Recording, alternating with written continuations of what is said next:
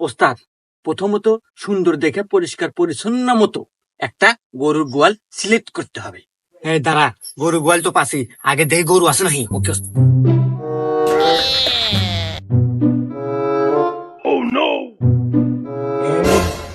গরু আছে, গোয়াল ঘর তো পেলে আমি। এখন দেখ তারপর কি আছে। তারপরের কাজ ওস্তাদ, 100% খাঁটি হালাল সরিষার তেল লাগবে। তারা এই যে খাঁটি সরিষার তেল নিয়ে আসি। হ্যাঁ, তারপর তারপর তারপর হচ্ছে এটা পরিপূর্ণভাবে সারা শরীরে ভালোভাবে মালিশ করতে হবে। আচ্ছা, মালিশ করবানে। তারপর তারপর তারপর হচ্ছে খুবই সতর্কতার সহিত সেই গোয়ালে প্রবেশ করতে হবে। তারপর তারপর তারপর হচ্ছে ওই আরো সতর্কতার সহিত বলতেছে যে গরুর দড়িটা খুলতে হবে। খুললাম। তারপর তারপর তারপর ওই গরুটা নিজের মনে করে নিয়ে বেরিয়ে পড়তে হবে।